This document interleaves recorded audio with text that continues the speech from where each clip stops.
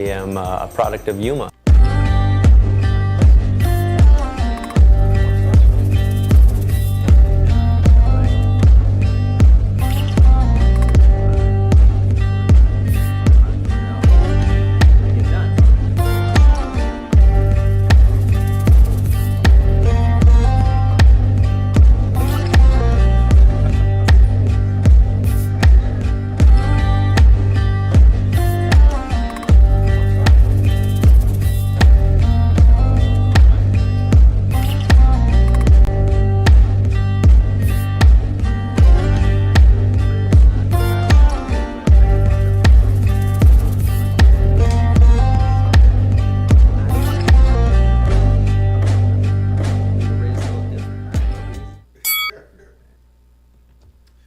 Yo, what up, everyone? Welcome to another episode of Offbeat and Unfiltered. I'm your boy, Louis D. And today we have another legend in the house, Yuma. Legend. MMA pioneer. We have Chance Farrar. What's going on, man? Nothing, zero, but thank you for having me. Hey, I don't know about legend, I don't know about pioneer, but I do appreciate, you guys want to Hey, talk. man, you are, hey, bro, you for, are. For the sake of the audience, MMA all right. pioneer, bro, Let's you do it. are. I would say that even before, oh boy, what's his name? I'm gonna say that was. Well, I'm sure I'm older than him, so that's why before him, I'm older than him. But Yeah. I've been close to as good as these guys are now, and so of course I'm proud of them. You set the foundation though. Well, I tried hard, and I was definitely, on the front end of it because it didn't exist. It was developing at the time, and it was definitely a wild time. Definitely inspiration to me at times in my life. Just see somebody from Yuma, doing things, you know what I'm saying, on that scale, and giving back to the community. It's things that you don't know sometimes how you affect people. Keep going in their lives, and you might be inspiration in their lives. Well, you're a sweetheart. I think we both know Yuma High. Little white dude over there had a I mean, yes, and it was tough, and that crew at that time, there was a code, and it was like, you talk shit, you're risking your chin, and that's how it was, bro. Oh, they told me about the you guys had an initiation. There was some of that. Or that's what all of it said. Bro, it's like the massive. It was the like atomic sit-up. The atomic sit-up. Bro, you know what? Talk about that right there. I got hit with that shit, bro. Just told me about the You think I want to talk about that? Oh, Hey, can you imagine if they did that in this day and age? What was it? You sit up in someone's ass. It's horrible. They blindfold you and make you do so many, and then you wake up and the dude's ass is in your face. It's horrible. I swear, I see that. Ernesto didn't hit me with someone else did, and I will. He shall remain nameless. I'm not gonna bring him up. He might be a principal. Man, It's very possible he was at one time. oh, man, that's hilarious right there. I know, not pleasant. But yeah, man, I seen you. Oh, go ahead. Oh, go ahead, bro. Because I was thinking about this over here, and even if you weren't a fighter and you did something else, man, I think that you would be prominent out there as a leader, like in the community. Because I see all the work that you put in with your children also, and you show the training, and then you show them a tournament, and the follow through, and then the end result, like, and that's deep, bro. Like, I really follow your stuff, bro. Like, and I watch it, and then the time that you put into them afterwards. Well, I'm you know consistent. I'm an idiot. I'm consistent. I only know wrestling, really. Yeah. I mean, I tried to, become a fighter and learn fighting, but really, I'm a wrestler. I believe in wrestling. So yeah, of course, because if my kids are like, "Hey, Dad, help me out with my literature," I'm like, "How about we just wrestle, buddy? I know this. I can teach you this. It's gonna teach you for that. I'll teach you this." I do appreciate that, and it is something that I will probably, die doing. Yeah. And like I told you, bro, when I haven't seen you in a while. And I told you, bro, you haven't aged Shit. for shit at all, bro. Come on. Come on, bro. That's what it's all All about. right, Stay consistent man. with working You guys out, are beautiful, taking nice. care of yourself, Very, man. Yeah. okay. You know. Okay. Hey, man. I say that's my other neck rest. I mean, I got a few fights left in me, but I'm not looking for trouble, Yeah. So I try and stay somewhat I remember capable. I first met you back when I was in 7th grade. Damn, man. I was back in 7th grade in You gotta go. You gotta go off the years, because I don't know what. What was 7th grade for me, man? Because I'm trying to think how old was I at that time, which I'm a lot older than you. But I remember So. you were teaching. You were coaching wrestling Yeah, of course. for the 4th Ave. Okay. Damn. And, Hey, 4th Avenue was Okay, tough. so real quick, We won the Andre, city. Remember Andre? Of course. Tall ass, big Mexican dude. The Gallegos. I think that was his last. He was name. our Yeah, heavyweight. Yeah. I Yes. was in this class. Yeah. Okay, so So I he- tried out for wrestling. He won the city, and he actually bro. It's so crazy you brought him up because I remember all those boys. And I saw him, I don't know, 10 years ago at discount. Booker, or what was his name? Or Who? What did he look like? Booker or Tiger. They used to call him Tiger. Right? Oh, Macias. He was Hila Vista. There was a bunch of good wrestlers that year for Fourth Ave. I still Studs. remember. Yeah. So you came after Mr. Chavez.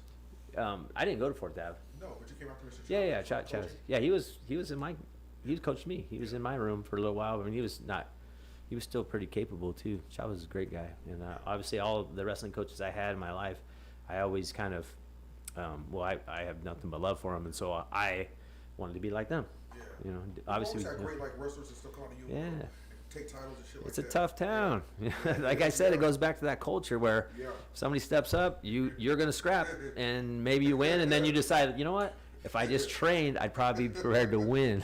Yeah. And man, hey, and There's so many clicks must- back yeah, there. yeah. Yeah. We're scrappers. Yeah. You know, we're Hey, scrappers. but isn't that what made Yeah. Yuma High so badass Yeah. at that time? And you know, bro. Everybody was square at the Yeah, time. but then also we were cool. I mean, it was Yeah. the ultimate melting pot, and that was Yeah. awesome. Worst fight I got into had Brian Butcher, man. Butcher was tough. And he was like he had long hair, but he was tough, you know. I'm sure you did all right. I have no idea. I had to clutch him, man. Hey. I had to clutch him. Shall see the flash of light. We all know once you get Yeah. hit, you're like, Yeah. all right, that hurts a little bit. Yeah. If you make it through it. See, I'm not good at absorbing punishment. And you know what? It was, not to condone that, but it like those days, like nobody was bringing no guns to school. No way. None of that weird stuff. It was like Oh, there's right here. a fight at Yeah, lunch. that's it, You yeah. gotta go by the ice house. Yes. By the At the ice house. yeah. Or at Carver Park. Yeah, man. Or You at know, the old baseball Yeah. field at Yeah. Yuma High, down there by the Down below, yeah. by none the, of that yeah, the crazy baseball stuff. pit. Yeah. So that was kind of like a Good blessing. times, man. Yeah, You know what yeah. I'm saying? But yeah, man, I do remember you from 7th grade. Like I said, I tried out for wrestling. A few times I was there, you know. I don't know, man. I think I was just too big, bro. For like, I was a big dude. Well, I mean, you know, wrestling's one of those sports you don't just. Why wouldn't he say You know, that? I was a big dude, and I don't know, man. Oh, he did I was himself. just like, guess self-conscious from wearing those All right. those tights, the singlets, right? Sure. You're Yeah. young. Yeah, I mean, I was just like, I And don't know. I'm not saying anything about your story, but I mean, you know, I see this a lot. And when people first start out wrestling, there's all these setbacks. You know, you don't know anything you're doing. You're not strong enough. You're not, you know, you're overweight. Whatever it is, and so it's not easy to stick through that. And so I see most kids, and you know, you fell victim to it too. You're like, nah, this ain't for me. I just put a sock down there. Y'all know Wear a jock strap and a cup. You know, like, it's like I don't want to get hit in the nuts. No, we don't keep talking about. Yeah, man. Okay, yeah. Oh man. But yeah, whatever works. If that's what you want to do, do it. Yeah, man. And But we were the city champs back then. I think that's probably the last time for that. No, well, Terrell Hunziker. yeah, shout out to Taro, man. Yeah, What's up, Taro? well, Terrell's the man. I don't know how many state titles that dude won, but Yeah. he's definitely the winningest coach in Yuma ever for junior high for Bumped sure. into him at the So what junior comedy high show, did you too. go to? So, I was man, at Crane. Crane? I gotta tell you that Yeah. story because I went to Pecan Grove, me and my brothers, and you know we were probably the only white kids there besides a couple other Yeah. Mormon kids. And so all my friends were brown, which was cool, and I had a great upbringing, and they were the best of friends. Robert Flores, all those guys, Oh, great yeah. dudes. Yeah, he went, yeah.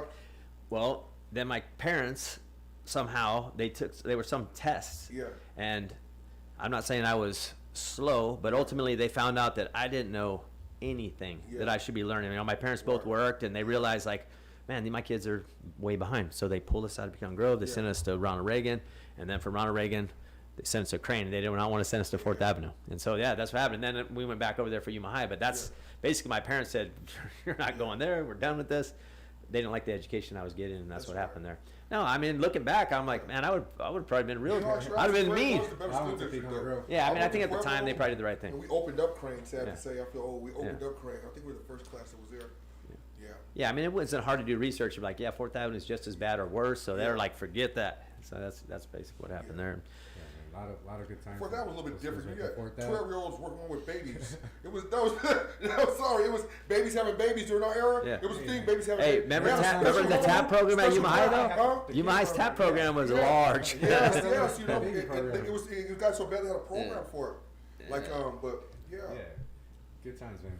Times were different back then, man. Times were different. They were, and then like Raymond said, people could fight, and you could be Yeah, okay, yeah. and you didn't bring any You know what? Like, weapons, even and it with was okay. the old school car clubs out here, man. Like, I go to a new class.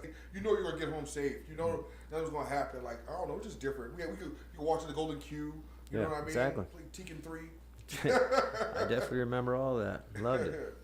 Loved it all. So, take us back, bro, to What was your first fight? what was well, first of all, how did you get introduced into Yeah. MMA? What was your introduction into MMA? What was that one first fight that you saw on TV or you know, I mean, you know, you guys. magazine or that sparked your eye like, shit, man, this is fucking badass.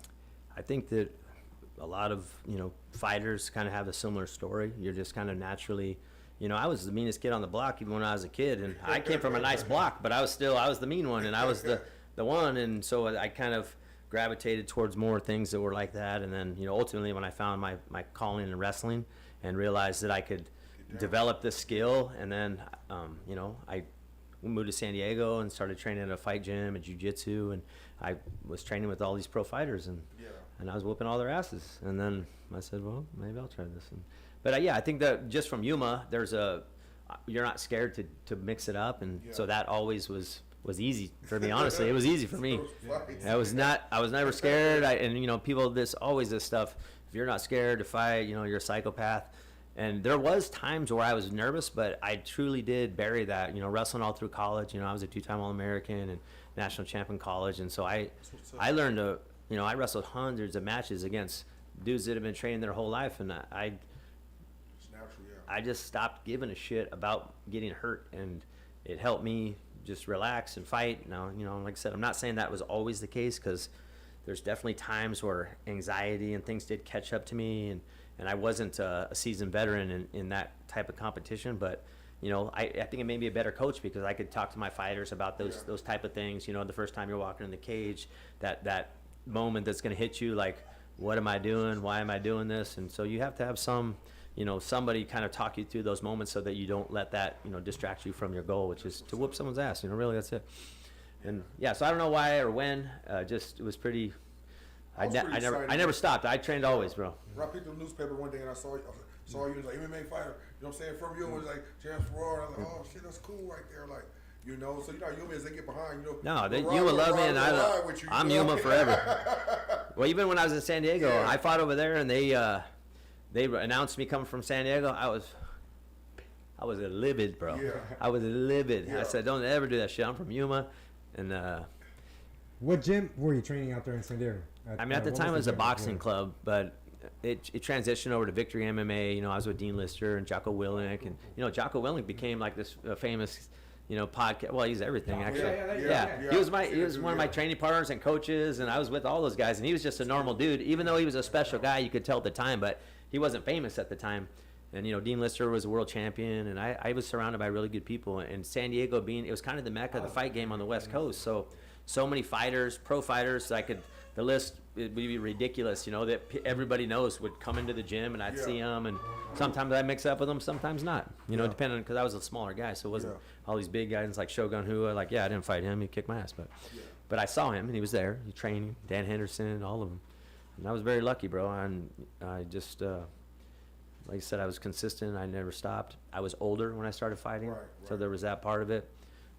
But even now, like, I recognize that, I should have focused on other things. And really what I do know, and maybe this is probably something relevant to people listening, I do know this about developing athletes, and I definitely think wrestling is the best way to develop an athlete, for multiple reasons, really.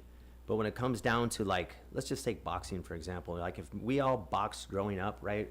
Let's just say that you and your brother boxed in your garage every day for like 10 years, like, you know, what level of boxing would you be, you know, without a coach or anything? Like, you'd be tough as hell. You'd kick people's ass in the bar, but really you wouldn't be, how high of a level would you be? Like, you need to become technical, and you need to have, like, these prowess in coaching and things like that. And so, like, as much tough guys there are, the guys who take the time to truly become good at a skill, and when we're talking about fighting as a skill, wrestling, boxing, all these combat sports are all skills, but you have to really, like, take a step back, humble yourself to kind of really learn the craft. And it didn't happen for me until I got older. And so I try and make sure that the people I talk to and the kids, like, no, bro, this is slow down. Like, focus on actually being really technical Like you'll be stronger and faster, and those are things you develop on your own. But like those technical skills, if you don't focus on that, your level will never get to where it should be to be as good as maybe you want to be. You know, you want to beat that guy? Well, here's how you're going to beat him. And that's all. I kind of like trying to impose that on people. I actually am a big time anti-jiu-jitsu for kids. I think it's the worst thing that parents could do.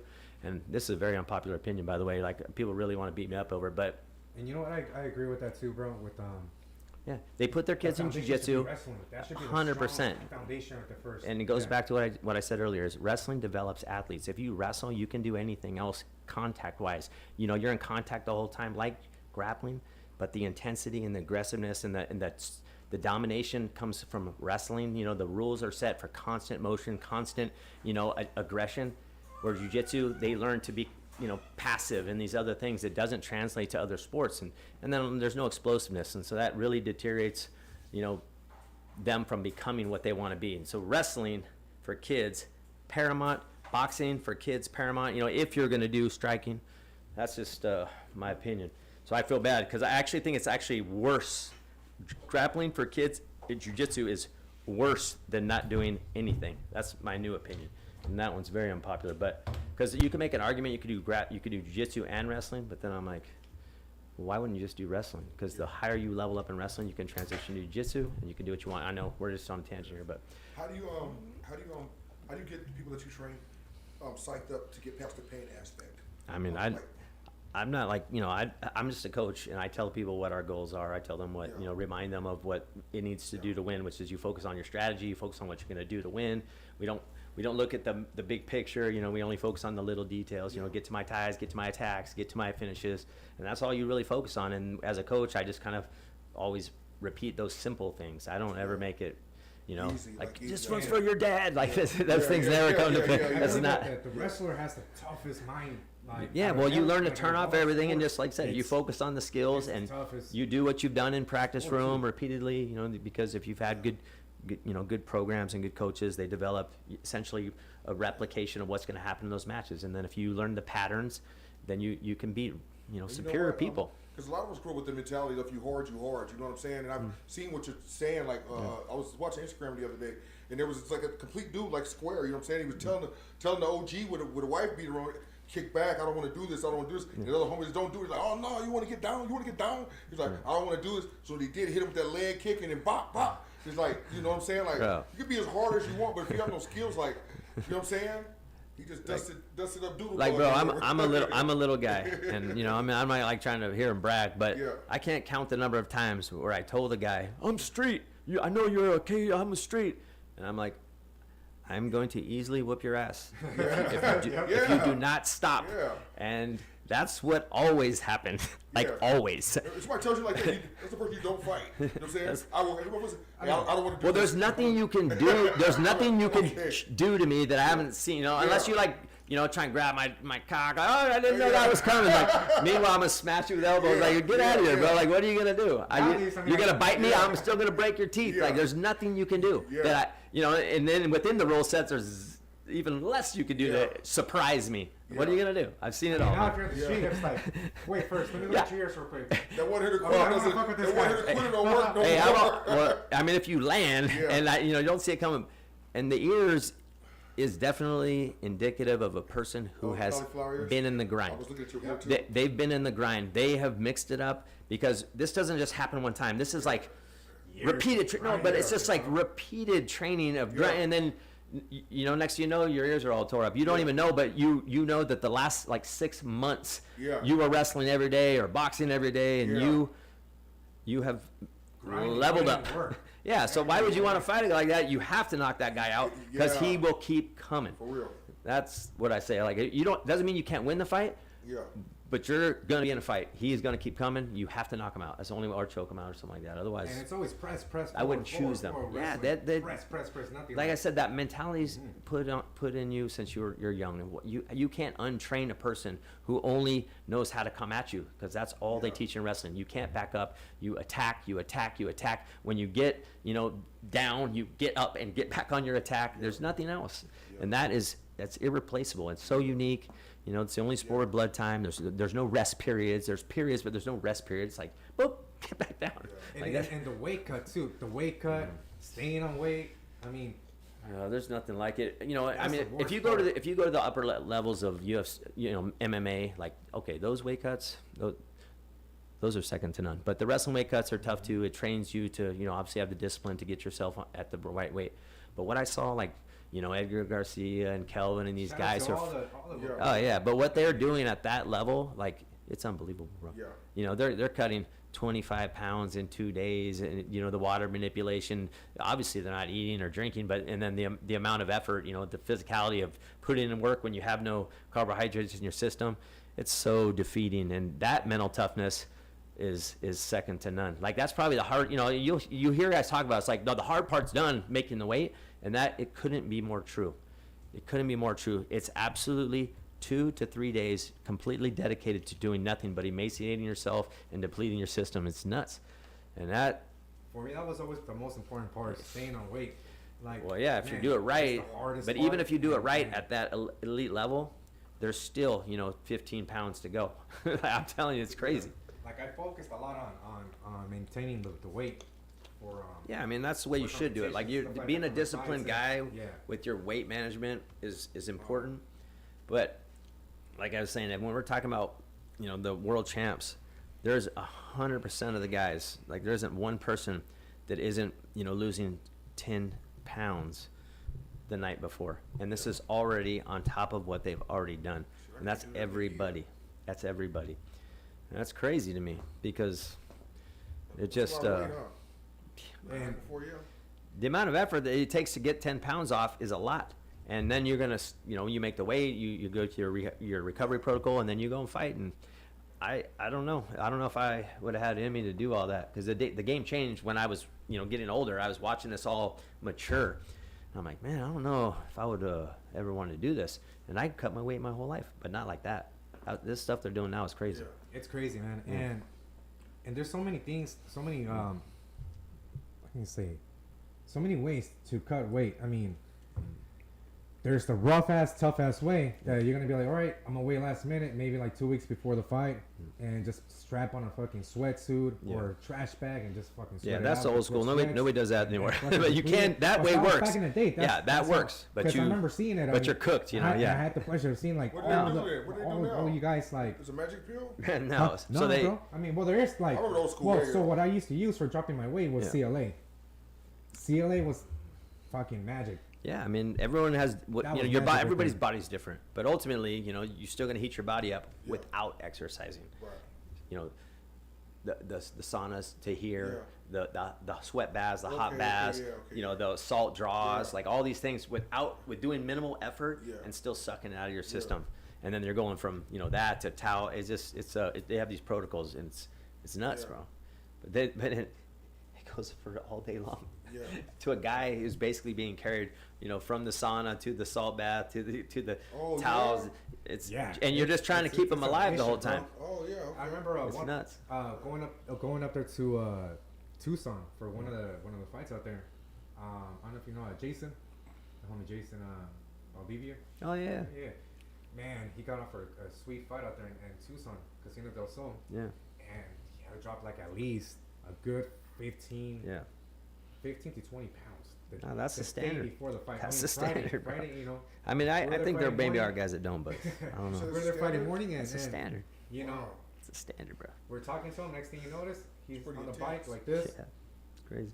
Yeah, no. It's- Well, I'm sure you guys remember. Kelvin died on us. We thought we rushed his ass to the hospital, Yeah. and they, you know, resuscitated. I mean, he didn't die, but they, Yeah, okay. they Yeah. obviously he was emaciated, dehydrated, couldn't function. Yeah, they hooked him up to IVs. It was a fight with Tyron Woodley. We thought for sure that he wasn't gonna fight. Shit, that was Um, Woodley, yeah. Yeah, and UFC said no, bro. Drink this Sprite, get your ass on the scale, weight in heavy, and they still fought. And Kelvin actually should have won that fight too. Other than fighting, you used to work for Border Patrol, no? I used to, yeah. Did you? Yeah. Yeah, I retired. Yeah, my uncle Smitty used to work there also. That's your uncle? Hey, he's a badass, bro. Wow. He's a badass. No, because they deal with. We just see one side of it. You know what I'm saying? Not to get political. We see one side of it. You know what I'm saying? But like they deal with a lot. Like they deal with some crazy stuff. Yeah, Like, well, I you mean, know, I don't want to get political around either, but training, right, for I'm real sure. easy, bro, on this. Yeah. I'm like, you're either, if you are not for the cartel, which if you're for the cartel, like you really are a sick person, but if you're against the cartel, then you would understand why people in border security are so anti. It's not that we don't, welcome immigrants or we're heartless people. It's just like, we know you're going to either enable the cartel or you're not. And you can't be soft on immigration and think that you're going to shut the car down. You can't be soft on drugs unless it's like legalizing and let Americans make the money and putting the cartel out of business. Because otherwise, you're just enabling the cartel. And that's like as simple as it gets for me. I'm like, bro, you can call me whatever. I don't want, like, no. Yeah. I know the evil that exists on that side of the border, bro, and it's here too. Like, we're not gonna pretend it's not here too, but it's right at the middle school. You seen that teacher? Bro, it's not. We'll come back to this topic a little later because it is interesting. I don't. I want to touch up a little bit more, but more like being like out in in the field, like out in the desert, like surviving out there in the desert. Oh, bro. tracking, like the training, the training. I was exposed to elite training. I had great training. Used to train like the. I mean, I was in special operations. I was surrounded by a bunch of supermen. They trained their whole lives. Were dedicated. Training other guys different from MMA because that's different training, bro. Yeah, I mean, obviously, there's training to survive out there. We have mission profiles, and depending on the profile you're talking about, like high risk warrant service or rural interdiction. But our firearms training alone, that topic alone is crazy. I mean, I went to 3 sniper schools, multiple, assault carbine schools. So I just being in the border patrol and being on that level, I got just hundreds of thousands of dollars worth of training for nothing. It's insane. And so that's why I was telling people, like, if you truly want to be a badass, if you go into law enforcement, in fact, if you go into like special operations, the border patrol, it's akin or close to what special operations in the military, because those are the guys that are training us. They truly are. They're all like Delta guys, SEALs. They come out and they give us the entire playbook. It's crazy, bro. And so yes, I was very fortunate in that regard. And I mean, I got in a few, I think three on-duty shootings, but I never killed anyone. I did shoot 2 people. Things happen. That's right. But I was surviving the heat that you have to get off on foot. I mean, walk on foot. Yeah, and I wasn't that kind of border patrol agent, but I know what you're talking about. Like, I was that, so that's usually like guys who are assigned to the line. I was on the line for about 2 years, and of course, absolutely. And I will tell you this: that was probably like one of the best jobs that I ever had, because it's just you. If you have the right mindset and mentality, because it's truly just you in the middle of nowhere. Like, there are other agents in the area, but ultimately you're just getting on, sign, tracking people. And this would be an example of most of the people in that setting are just like poor people trying to find a better life. That truly applies to that, like truly does. And so when you catch them, like, it's mom and dad and kids or and you're, of course, you're just like, if you're under arrest, please follow me back to station and do what happens. There's nothing crazy that happens, but when you get in the special operations, you truly see the dark side of what really goes on, and then you're like targeting, the cartels, and so, and then you realize, well, the mom and pop, they are a part of the cartel equation, though. They literally send them out to distract and then send, so you realize that it's still a part of the larger problem, because they're still benefiting from it. So that's why I can't support any of it, because I know that it all goes back to the animal. Right, I know what you're saying. Yeah. All right, so going back to MMA, I ran into you back again after high school. So I graduated in 06, and right after high school, I started losing all this weight. But I went from 285 to 2. How'd you do it? 60, bro. No, actually, I thought you were gonna say like 160. No, like 260. Right. I went to a weight. That's still pretty good. So bit. you lost 20 pounds, is that what you said? I needed a little help. So I went to a doctor first. He helped me out a little bit. Right. After that, I started going to 4th Ave Gym. So shout out to 4th Ave Gym. That was my first gym I ever stepped into. Justin's the best. Justin, what up, Justin? Don't even look like he work out. And I landed at 230. And I wanted to see what else I can do. So I walked into the Southgate Mall one time. I was trying to buy some pre-workout, some stuff like that. Southgate Mall. AZ Athletic. And I saw AZ Athletics, man. I have no idea how we even got there. I couldn't tell you exactly how we landed there at the old. That was the OKB spot. No, but even before that, because it was an arcade. What was the arcade? You guys remember the arcade? Yeah, that Lion's Den. Was it pinball? No, Lion's Den. No. No, it was something even before that. It was like Pinball Plus, bro. That I'm talking when I was young.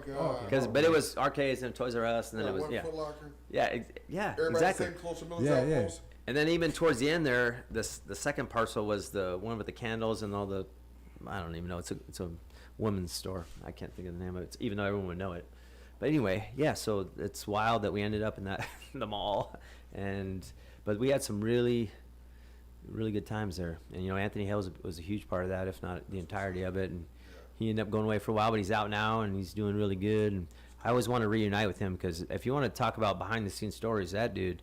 Because he was kind of like, I was working border patrol. I was still, 50 hours a week to Uncle Sam. Then I'd come in, do whatever I could do. I still remember him teaching jiu-jitsu. Yeah, Anthony was. The gym and everything. He taught jiu-jitsu in prison when he got locked up. And, he's dude's got an interesting story. You know what? Which also kind of reminded me when we were talking right now. So like even when I started fighting, like there wasn't any time where I wasn't also like a border patrol agent. But at that time, that was something that was like you could get away with because not everybody was like a full-time athlete. But once the sport evolved until everybody's just training full time and could, like, it just shot up 10 levels. There's no way that you can compete with those guys unless, outside of like Stipe Miocic, cause he's a firefighter. Somehow he was able to like fight and do it. But he's one of the rare dudes. But I was trying to do it. Not very good at it. But I was trying. Yeah. Was he also? I think he retired from it though, and then he went. I don't think he was doing both. Maybe he was. But anyway, just kind of reminded me because it just kind of shows you the maturation, and at the time that wasn't really like that frowned upon. As soon as I fought real guys, it just like Faber, he's a full-time fighter, he beat me up, and it is what it is. Hey man, but you know what? But I wasn't scared, just I wasn't scared. How was preparation up to that fight? I was chasing aliens, bro, and working on the border, and then I showed up in Vegas and fought. That's what I mean. It's kind of not like you would. People were blown away if they realized, this dude's in a full training camp. His coaches are preparing, I'm like working. I roll in, I'll spar, I'll do, it's just kind of a different day. What happened to the youngster that you were training that used to work over at the county jail? Which one? The one he was doing pretty good initially. I think I lost track of it. We were training him. He's youngster. He was a guard at the county jail over here. What did he look like? Short guy. Looked like a little Superman. I mean, believe it or not, bro, I've trained a lot of dudes. You have to give me names. And I'm like trying to think who worked at the jail, because a lot of dudes worked at the jail. Yeah, got him a lot of fights though. I remember. Little short dude. Short dude with curly hair. Yeah. You say white guy? Yeah. Curly hair. The only white guy I think it was Cade Cottonbrook. What's his last name? Cottonbrook. Yeah, Cottonbrook. Oh yeah, Cade's tough as shit, bro. Yeah. Cade worked at the jail? I thought he was. No, he worked. Yeah. I think you're right. Yeah.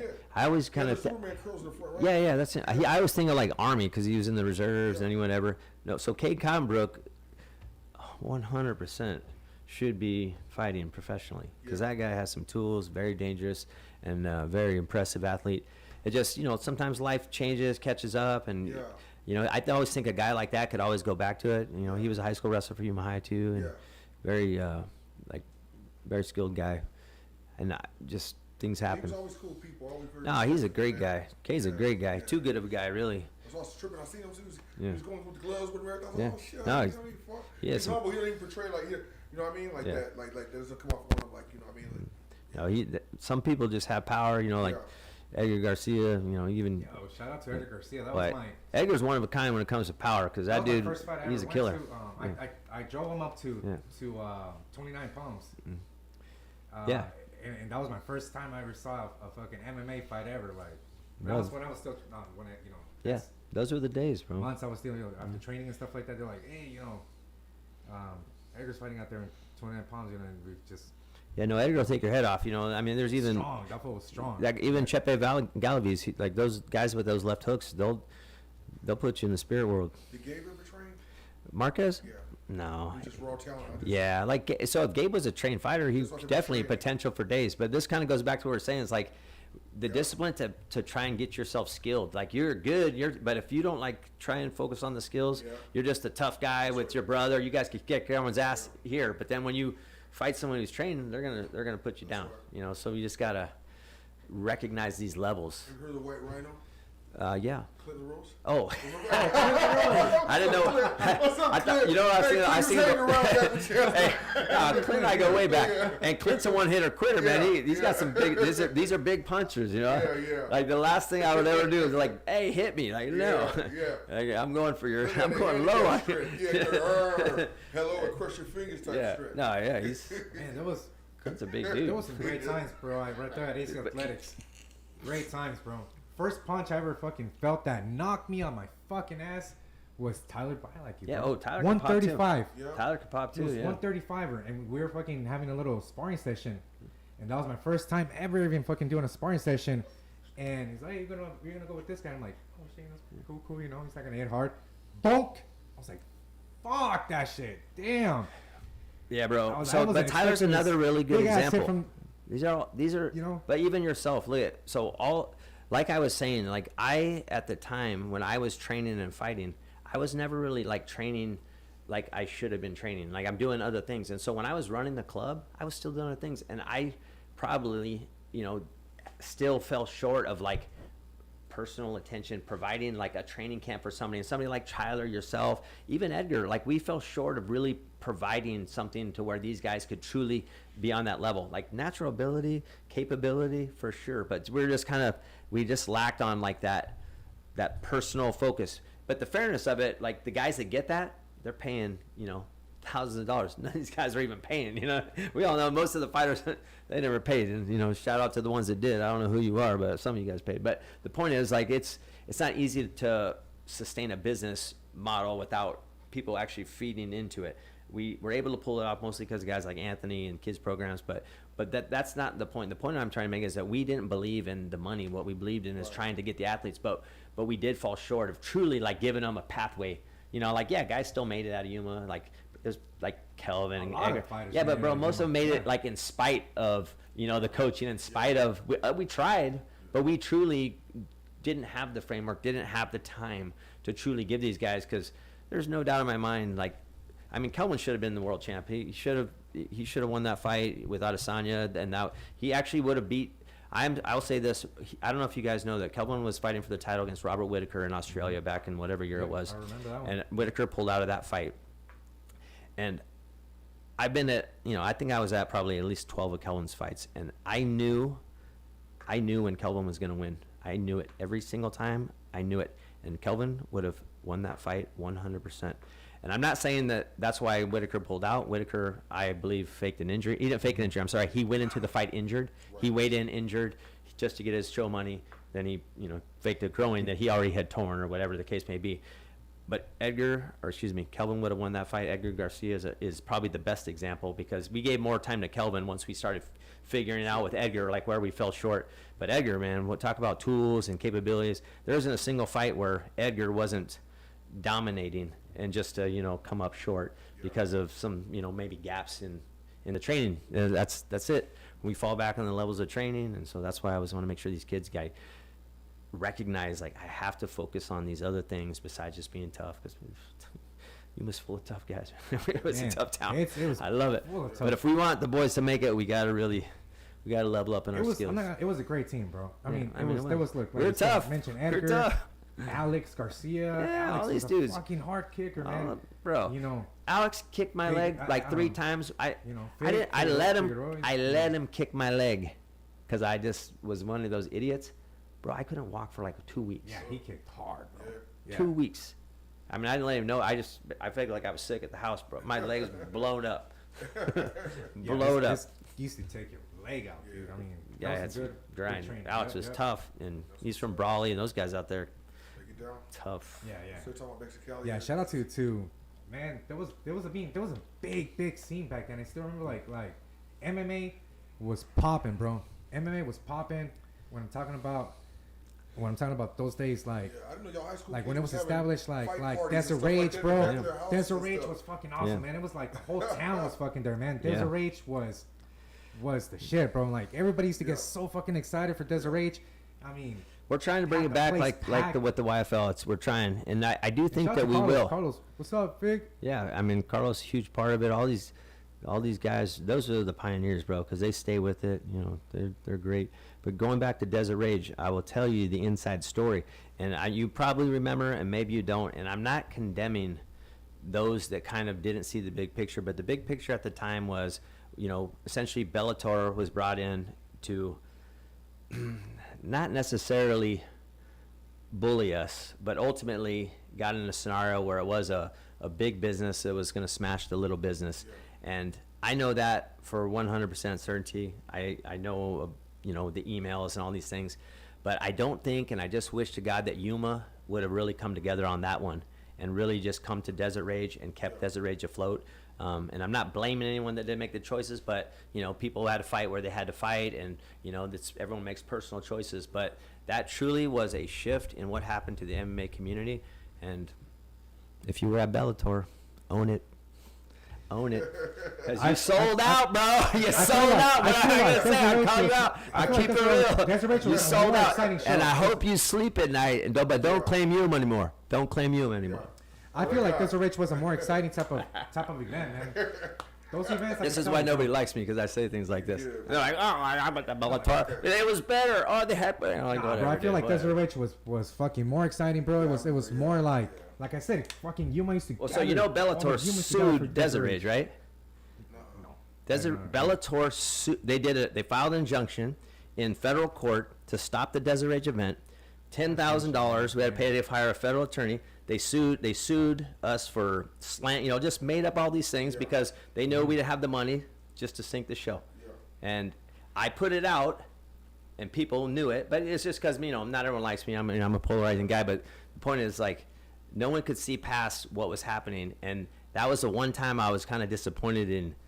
Even though I get it, and nobody kind of always looks at the big picture, but had Yuma done what I thought Yuma could have done, we would have.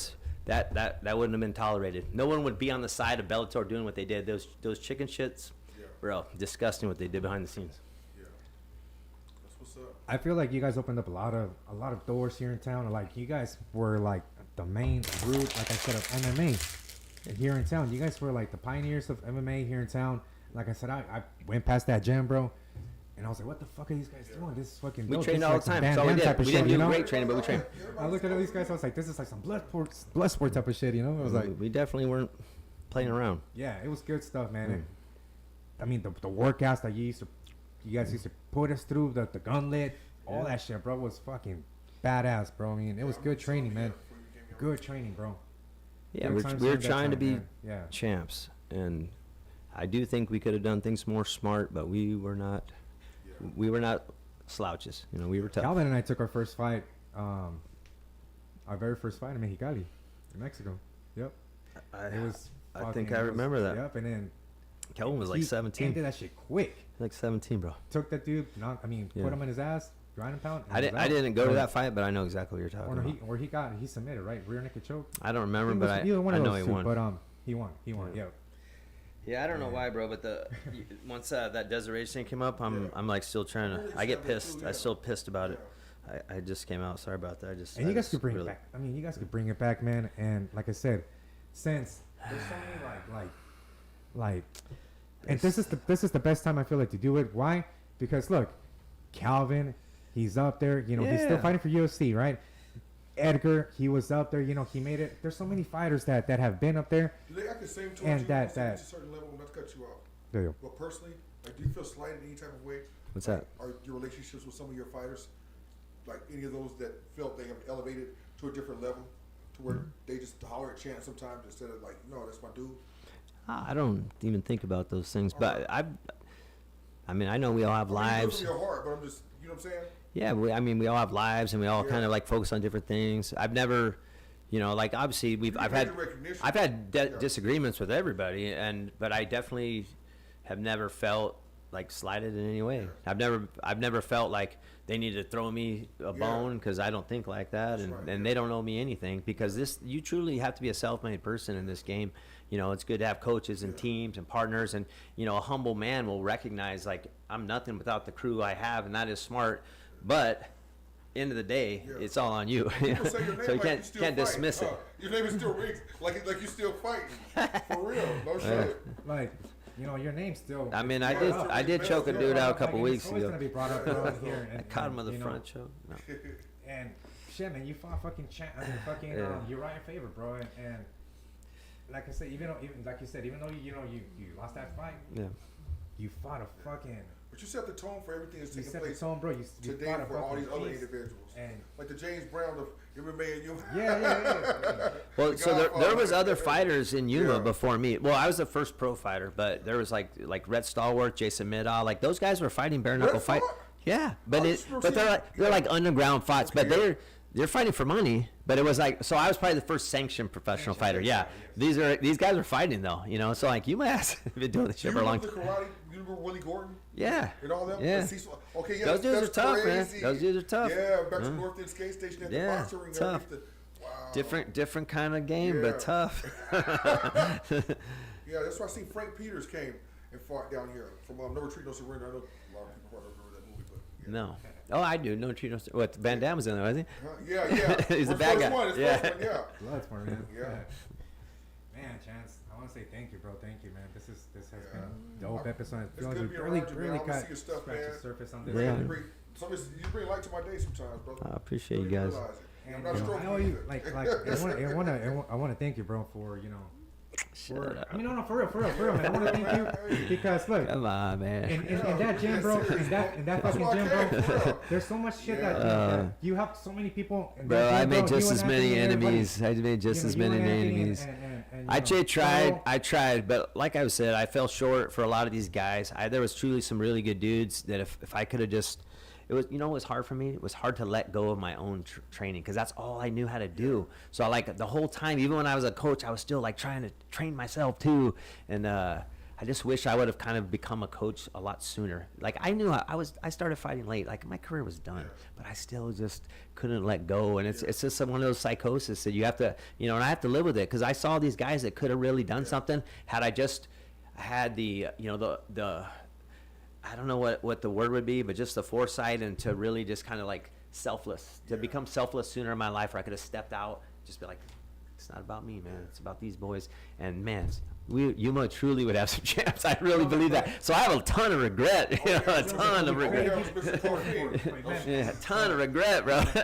And I hate myself. It keeps me up at night sometimes, like I'm going to Kelvin's fight on the 12th and I'm just like, man, I wish we had just started a little sooner of focus, but we definitely were evolving with Kelvin because we learned from Edgar, we learned from these other boys, and we watch each other, even though there was factions of Yuma MMA, like all the factions were tough, Torture, all you guys were tough, man. Everybody had little tough pockets because Yuma's tough.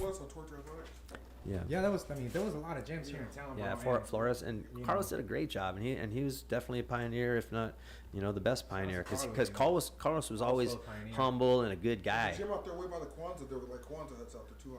I don't know. Like it's way out there, like by the. Oh, that was back in the day. Yeah. Like before you. Yeah. By the bridge. It's hard to be a fighter and a good guy because sometimes you fall victim to your own like Roger, he said he fought in Desert Sport. What up, dog? Valencia. Yeah, Roger Valencia.